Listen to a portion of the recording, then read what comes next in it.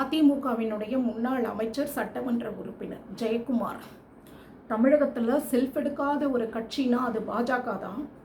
திராவிடம் மிஸ்ஸஸ் திராவிடம் தான் தமிழகத்தில் எப்போவும், பாஜக எந்த காலத்துலையும் எதையும் பண்ணிட முடியாது அப்படின்னு பெருமையாக பேசியிருக்கீங்க.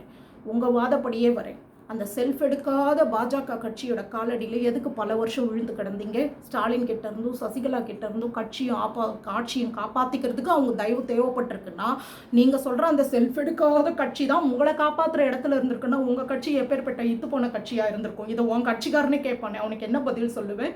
செல்ஃப் எடுக்கிறதுனா என்னன்னு தெரியுமா உனக்கு? எந்த ஒரு தனி மனுஷனையோ குடும்பத்தையோ எந்த ஒரு தனிப்பட்ட ஆளுமையோ நம்பி இல்லாமல் தன்னுடைய கட்சியினுடைய கோட்பாடுகள் சித்தாந்தங்களை சொல்லி கட்சியை வளர்க்கணும். ஜெயிச்சு ஆட்சிக்கு வந்ததுக்கப்புறம் தான் செஞ்ச நல்ல திட்டங்களை சாதனைகளை சொல்லி மக்கள்கிட்ட வாக்கு கேட்கணும். அந்த யோகியதை எது இருக்கோ அந்த கட்சி தான் செல்ஃப் எடுக்கிற கட்சி. அப்படி பார்த்தா இந்த சுதந்திர இந்தியாவோட அரசியல் வரலாறுலேயே எந்த ஒரு தனிப்பட்ட ஆளுமையும் குடும்பத்தையும் நம்பி இல்லாமல் தன் கொள்கைகள் கோட்பாடுகள் சித்தாந்தங்களை மட்டுமே முன்னிறுத்தி வளர்ந்து வந்த ஒரே கட்சி. நல்ல ஆட்சி கொடுப்போம், நாங்கள் ஆட்சிக்கு வந்தோம்னு சொன்னால் நதிகளை தேசியமயமாக்குவோம், காஷ்மீர் சிறப்பு அந்தஸ்தை விளக்குவோம், ஆக்கிரமிப்பு காஷ்மீரை மீட்டெடுப்போம், இராணுவத்தை படைகளை பலப்படுத்துவோம், நதிகளை தூய்மைப்படுத்துவோன்னு சொல்லி எதையெல்லாம் இந்த நாட்டுக்கு சிக்கலாக இருந்ததோ, எதெல்லாம் தேவையாக இருந்ததோ அதெல்லாம் தீர்வை முன்னிறுத்தி கட்சியை வளர்த்து ஆட்சிக்கு வந்தது வாஜ்பாய் காலத்தில். கூட்டணி ஆட்சியாக இருந்தது. இன்னைக்கு அதுவே அசுர பலத்தோட பெரும்பான்மை பலத்தோட வந்திருக்கு. வாஜ்பாய் காலத்தில் கொண்டு வந்ததெல்லாம் இன்னும் அடுத்த கட்டத்துக்கு கொண்டு போகிறோம் அப்படின்னு சொல்லி வாய்ப்பு கேட்குறாங்க. 10 வருஷம் மோடியுடைய நல்லாட்சியில் இந்த விஷயங்களை பண்ணியிருக்கோம், உலக அளவில் இதையெல்லாம் சாதிச்சு காமிச்சிருக்கோம், இதை அடுத்த கட்டத்துக்கு கொண்டு போகிறதுக்கு வாய்ப்பு கொடுங்கன்னு கேட்குறாங்களே தவிர, எந்த இடத்துலையும் எங்கள் தலைவரை கிள்ளிட்டாங்க, கடிச்சிட்டாங்க, ஜெயிலில் போட்டு துன்புறுத்திட்டாங்க, நாங்கள் அதுக்கு நீதி கேட்டு நெடும் பயணம் போகிறோம், தர்ம யுத்தம் நடத்துகிறோம்லாம் எங்கேயும் ட்ராமாலாம் போடல. ஒரு நீதிமன்ற தீர்ப்பு தலைவிக்கு எதிராக வந்துடுச்சுன்னு சொல்கிறதுக்காக ஒரு காலேஜ் பசங்க போன பஸ்ஸை நிறுத்தி கொளுத்தி 3 பசங்க உயிரோட சாம்பல் ஆகிற மாதிரியான கலவரத்தை பண்ணி வளர்ந்த ஒரு பண்ண தயாராக இருந்த ஒரு கட்சிக்காரங்க நீங்கள் தன் தலைவர்களே பலிதானி ஆனப்போ கூட அவங்க அதை துயரத்தோடு கடந்து போய் அதை பணி செய்தே பழி தீர்ப்போம் அப்படின்ற மனவேதனையோட நம்ம கட்சி பணியில் காமிக்கணும் அந்த உக்கிரத்தை. காரியம் பெருசா வீரியம் பெருசான்னு வந்தால் காரியம்தான் பெருசு அப்படின்னு கடந்து போனவங்களை பார்த்து நீங்கள் செல்ஃப் எடுக்காத கட்சின்னு சொல்லுவீங்களா? இந்த தேசத்தில் காங்கிரஸ் கட்சின்னா நேரு குடும்பம் இல்லைன்னா காங்கிரஸ் கட்சிக்கு அடையாளம் கிடையாது. கருணாநிதியோட குடும்பம் இல்லைன்னா திமுகன்ற கட்சிக்கு அடையாளம் கிடையாது. எம்ஜிஆர் ஜெயலலிதான்ற 2 முகம் இல்லைன்னா அந்த ரெட்டை இலைக்கு மதிப்பு கிடையாது. இப்படித்தான் இருந்துட்டு இருக்கு பல கட்சிகள். ஆனால் எத்தனையோ மாநிலங்களில் இந்த மாதிரி தான் ஒரு குடும்பத்தை நம்பி ஒரு தலைவரை மட்டும் நம்பி இருக்கக்கூடிய எத்தனையோ கட்சி இருக்கு. அவங்க காலத்துக்கு அப்புறம் அது காணாமல் போன வரலாறையும் பார்த்துட்டு இருக்கோம். அப்படிப்பட்ட இடத்துல இருந்துட்டு எந்த ஒரு இடத்துலையும் தன்னை சித்தாந்தங்களை கோட்பாடுகளை தவிர்த்துட்டு வேற எதுக்கும் முன்னுரிமை கொடுக்காம அதை மட்டுமே மையமாக வச்சு சொந்தமாக வளர்ந்து பலிதானங்களை கூட கண்ணீரோட கடந்து வளர்ந்து வந்த ஒரு கட்சியை பார்த்தா உங்களுக்கு செல்ஃப் எடுக்காத கட்சி அப்படின்னு பேசுவீங்களா? வாய் இருக்குதுன்னா என்ன வேணா பேசுவீங்களா? நீங்கள் அவ்வளோ செல்ஃப் எடுக்கிற சூறப்புள்ளிங்க அப்படின்னா உங்களால் 4 சீட்டு கிடச்சிதுன்னா சொல்லுவீங்க அப்படின்னா அந்த கட்சியோட கூட்டணியே எங்களுக்கு தேவையில்லை, எங்கள் தலைமையை நம்பி யார் வராங்களோ அவங்கள மட்டும் நாங்கள் கூட வச்சுக்கிறோம், இல்லை யாரும் வரலனாலும் நாங்கள் தனியாக நின்று களங்காண்டத்துக்கு தயாராக இருக்கும்னு சொல்லிட்டு இருக்கு நீங்கள் அண்ணாமலையும் பாஜகவும். அது செல்ஃப் எடுக்காத கட்சின்னு நீங்கள் சொல்லுவீங்க.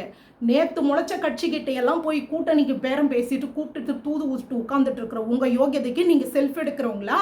ஏன் இத்தனை வருஷம் எங்கள் அம்மா இவ்வளோ நல்லது பண்ணியிருக்காங்க, எங்கள் ஐயா இவ்வளோ நல்லது பண்ணியிருக்காங்க, அதை சொல்லி நான் ஜனங்க கிட்ட ஓட்டு கேட்குறேன்னு சொல்றதுக்கு துணிச்சல் இருக்குதா உங்களுக்கு? கூட பங்காளியும் கூட சேர்த்துக்குவியா? தனியாக போனி ஆகாதுன்னு தெரிஞ்சதுன்னா பங்காளி அந்த ஒரு செல்ஃப் எடுக்காத கட்சியை பார்த்துட்டு தான் 2 பேரும் கள்ள உறவாடி எப்படியாவது அவரை காலி பண்ண முடியுமா, இந்த கட்சியோட வளர்ச்சியை தடுத்துட முடியுமான்னு பார்த்துட்டு இருக்கீங்க. உங்கள் யோகியதைக்கு நீங்கள்லாம் செல்ஃப் எடுக்கிறத பற்றி பேசுகிறீங்க. முதல்ல செல்ஃப் எடுக்கிறதுனா என்னன்னு தெரிஞ்சுட்டு பேசு. அதை நீ தெரிஞ்சுக்கினாலே இந்த தேசத்திலேயே செல்ஃப் எடுக்கக்கூடிய ஒரே கட்சி பாஜக தான்ன்றது தெரியும். அதோடைய துணிச்சல் அதோடைய தைரியம் வேற எந்த ஒரு கட்சிக்கும் வேற எந்த ஒரு அரசியல்வாதிக்கும் வராதுங்கிறதும் உனக்கு நல்லாவே தெரிய வரும்.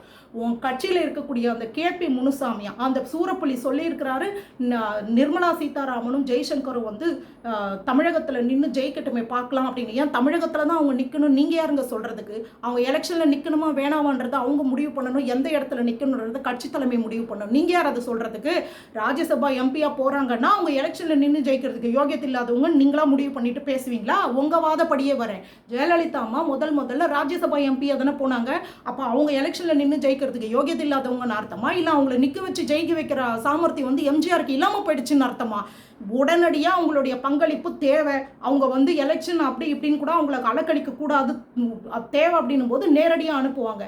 வெறும் லோக்சபாவில் இவ்வளோ பேர் இருக்காங்க, ராஜ்யசபாவில் போதுமான அளவுக்கு வலு இல்லை, இவங்க அங்கே போனால் சரியாக இருக்கும்னு சொன்னால் அப்போ அவங்கள மாநிலங்களவை தேர்தல் மூலமாக தான் அனுப்புவாங்க. இந்த அறிவு இல்லையா உங்களுக்கு?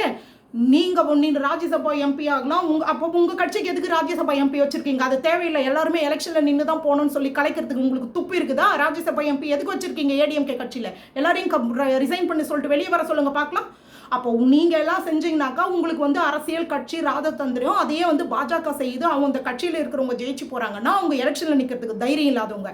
உங்க கட்சியில இருந்து இன்னைக்கு சோனியா ராஜ்யசபா எம்பியா தான் இருக்காங்க, கனிமொழி ராஜ்யசபா எம்பியா இருந்தவங்க தான். கேட்க முடியுமா? உங்க கட்சியில 91 96 கூட்டணியில் இருந்தப்போ காங்கிரஸோட நிதியமைச்சராக இருந்தாரு மன்மோகன் சிங், எந்த தொகுதியோட எம்பியா இருந்த ஒரு மினிஸ்டர் ஆனாரு? 10 வருஷம் ஆட்சியில் இருக்கும்போது எந்த தொகுதி எம்பியானார்? ராஜ்யசபா எம்பிங்கிறது இங்கே சட்டத்துக்கு உட்பட்டு இருக்கக்கூடிய ஒரு அமைப்பு, அதில் அவங்க போட்டி போடுறாங்க. உங்களுக்கு என்ன அதில் பிரச்சனை? திராவிடம் விசஸ் திராவிடமா, திராவிடம் விசஸ் திராவிடமா, திராவிடம் விசஸ் தேசியமான்றதை மக்கள் முடிவு பண்ணணும், அரசியல் களம் முடிவு பண்ணணும். எல்லாத்தையும் நீங்களே முடிவு பண்ணிடுறதில்ல.